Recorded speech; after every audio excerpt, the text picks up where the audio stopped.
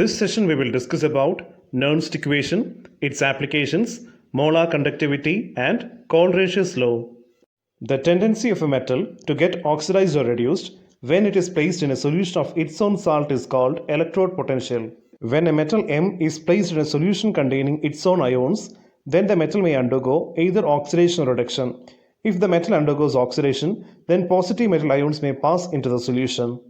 If the metal undergoes reduction, then the negative ions may get deposited over the metal.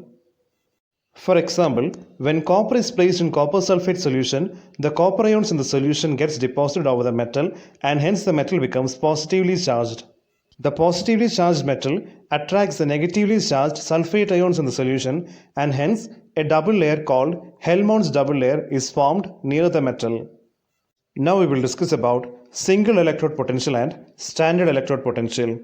The single electrode potential is a measure of tendency of metallic electrode to lose or gain electrons when it is in contact with the solution of its own salt.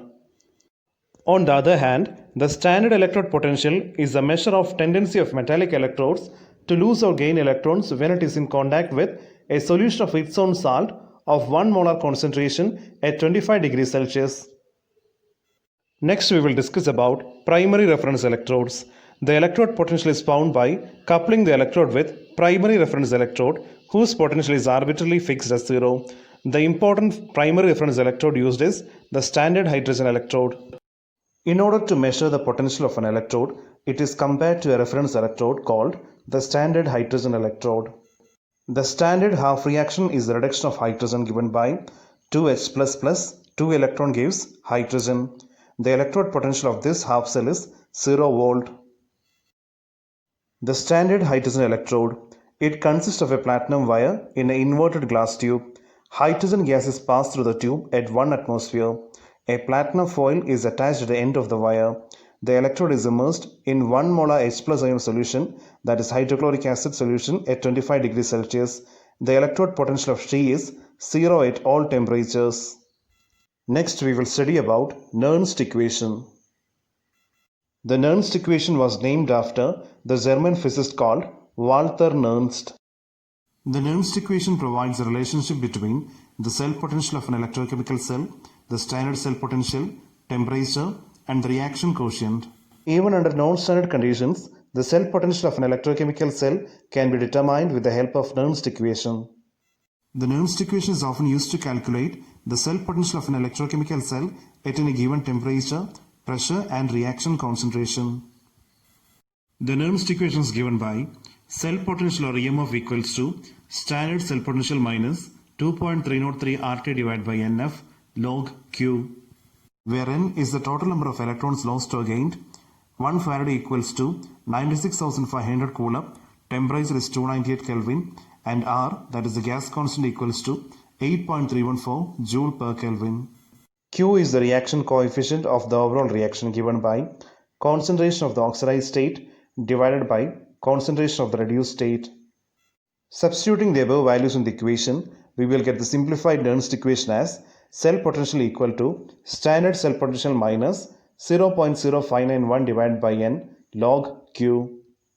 Now we will write the Nernst equation for a Daniell cell. The overall cell reaction for the Daniell cell is given by zinc plus copper 2 plus gives zinc 2 plus copper. In this reaction, the value of N is equal to 2. Here, zinc undergoes oxidation and lost 2 electrons. Those 2 electrons were accepted by copper. So, the electrons transferred in this reaction is 2. Zinc underwent oxidation and copper underwent reduction. So, the Nernst equation for the Daniell cell is written as cell potential equals to standard cell potential minus 0.0591 divided by 2 log concentration of Zn 2 plus divided by concentration of copper 2 plus. Now we will find the cell potential using the Nernst equation. The question is, calculate the EMF of a cell in which the following reaction takes place. Nickel plus 2 Ag plus gives nickel 2 plus 2 Ag, given that the standard cell potential is 1.05 volt. First we should find out which species underwent oxidation and which underwent reduction. Oxidation means increase in the oxidation number. Reduction means decrease in the oxidation number. You have already learned about all these in the first PUC chapter, redox reaction. Please revise that chapter to get a better idea. Here we can see that the oxidation number of nickel changed from 0 to +2. So nickel underwent oxidation and silver underwent reduction. We can see that the difference in oxidation number is 2. That means 2 electrons were lost by nickel and those 2 electrons were accepted by silver to get reduced. So the value of N is equal to 2. So we can write the Nernst equation as cell potential equal to standard cell potential minus 0.591 divided by 2 log concentration of nickel 2 plus divided by concentration of silver the whole raised to 2. You have already learned to write the equilibrium constant of the reaction in the first PUC chapter equilibrium. Please revise the chapter to get a better idea of all these facts. The standard cell potential and the concentration of silver and nickel is given in the question. Substituting that values, we will get cell potential equals to 1.05 minus 0.591 divided by 2 log 0.160 divided by 0.002 the whole square, which can be simplified to 1.05 minus 0.0295 log 40,000, which can be further simplified as 1.05 minus 0.0295 log 4 into 10 raised to 4. This can be further simplified as 1.05 minus 0.0295 log 4 plus log 10 raised to 4. The value of log 4 is 0.6020 and log 10 raised to 4 can be rewritten as 4 log 10. Now the value of log 10 is equal to 1. So finally we will get the answer as cell potential or EMF equals to 0.91 volt. Students are not allowed to use the scientific calculator inside the exam hall. Using the logarithm table is also time consuming. So we can use a simple trick to find the log value of any number. Watch the video carefully and study the steps to find the log value using a normal calculator. X. So we'll first discuss how to find log 3. The first step is type that number 3. Next step is take the square root of this number for 15 times. So this is the square root icon. So 15 times 1, 2, 3, 4, 5, 6, 7, 8, 9, 10, 11, 12, 13, 14, 15. Okay, you got a number right now. What is the next step? Minus 1. So the answer minus 1. Okay, you got a number 0 point something 000. Okay, the third step is divide this number by 0.000070271. So the answer divided by 0.000070271, and you will get the answer. The answer of log 3 is 0.477. Okay, next we are going to find the log of this number. Log of 0.02 the whole square divided by 0.16. This we especially encounter in Nernst equation, solving numericals related to Nernst equation. So the first thing here we should do is that simplify this. Okay, 0.02 whole square will be 0.0004 divided by 0.16, and the answer will be 0.0025. Okay, now we simplified this and we got the answer as 0.0025. Again we should follow these 3 steps and find the log value. Okay, so the first step is take the square root of this number for 15 times. So 1, 2, 3, 4, 5, 6, 7, 8, 9, 10, 11, 12, 13, 14, 15. We got an answer right now. Second step is minus 1. So minus 1. You got an answer. Okay, now the third step is divide this number by 0.000070271. Divide the number by 0.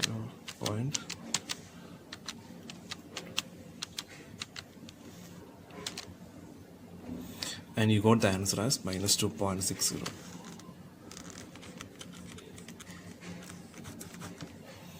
This is how you find the log of any number. We'll deal with one more example. How will you find log 10? We already know that the value of log 10 is 1. So we'll just check, is it correct or not? So 10, square root, take the square root 15 times. 1, 2, 3, 4, 5, 6, 7, 8, 9, 10, 11, 12, 13, 14, 15. Okay, next step, minus 1. You got an answer. Third step is divided by 0.4070271, and you got the answer as log 10 equal to, you got the answer as 1.00. There are two important applications for the Nernst equation. The first one is to find the equilibrium constant. At equilibrium, the cell potential is equal to 0. Substituting the value in the Nernst equation, we will get the standard cell potential equal to 0.0591 divided by n log k, where k is the equilibrium constant. The second application is to find the standard Gibbs free energy for the reaction. It is given by delta G naught equal to minus n E naught cell into F. We will now discuss a question to find the equilibrium constant. Calculate the equilibrium constant for the reaction. Copper plus 2 Ag plus gives copper 2 plus 2 Ag. The standard cell potential is given by 0.46 volt. We know that at equilibrium, the cell potential is equal to 0. So the Nernst equation can be modified as standard cell potential equal to 0.059 divided by n log Kc, where Kc is the equilibrium constant. The equilibrium constant Kc is also represented with the symbol Q. Now we should find the value of n. Here we can see that copper went oxidation and formed Cu2+, so the number of electron transferred is equal to 2. So we can write 0.46 equal to 0.59 divided by 2 log Kc. Solving this, we get log Kc equal to 15.6. Now to find the value of Kc, we should rearrange the equation and we will get Kc equal to antilog of 15.6, and the answer is given by 3.92 into 10 raised to 15.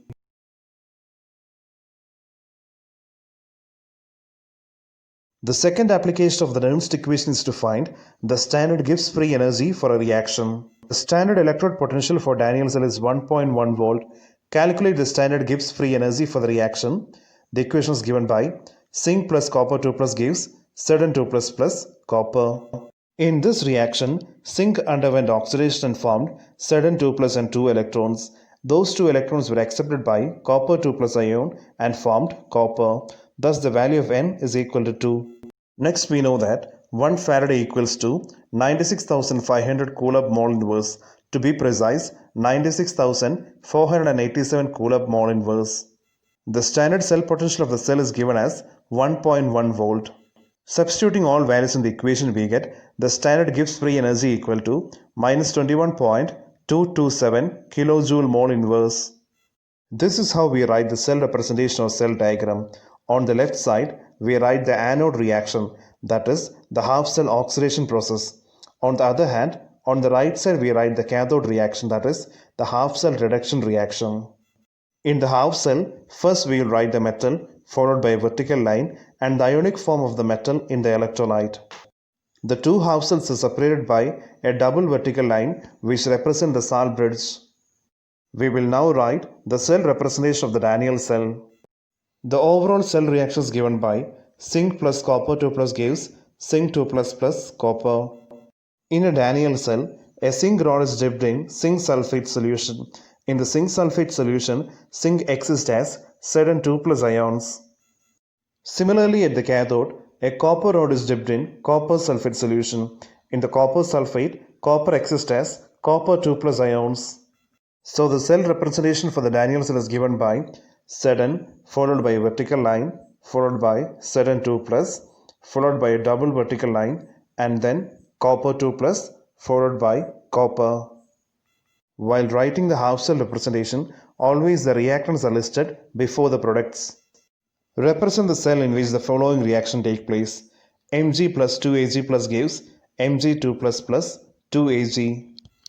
The concentration of silver ion is 0.0001 molar and the concentration of magnesium ion is 0.130 molar. The cell can be written as magnesium, vertical line magnesium 2 plus, a double vertical line, silver ion followed by silver. Now we should substitute the values in the Nernst equation. In this reaction, the value of N is equal to 2.